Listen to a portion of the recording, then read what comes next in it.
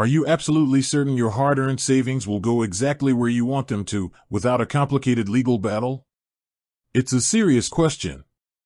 Many people think a will is enough, but for bank accounts like those at EverBank, naming a beneficiary is often the quickest, clearest path to ensuring your assets transfer smoothly to your loved ones.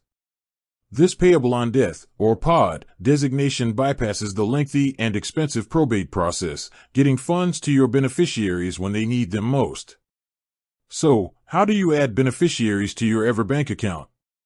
It's actually a pretty straightforward process you can handle right from your computer using their online banking platform.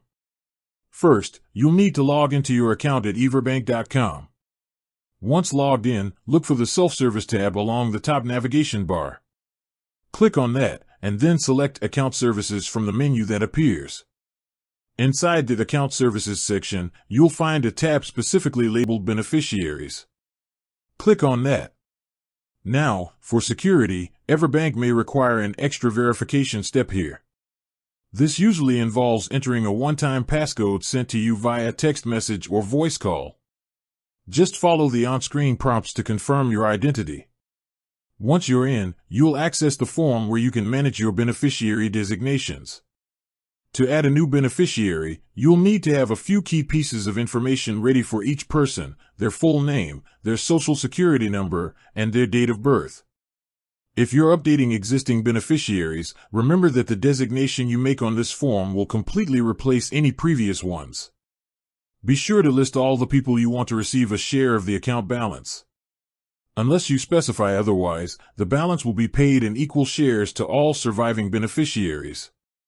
Once you've entered all the necessary information and reviewed it for accuracy, submit the form. The changes are typically effective immediately upon submission. Keep in mind that this online process works for most checking, savings, money market, and CD accounts. However, it's generally not for IRAs or trust accounts, which often have a separate process.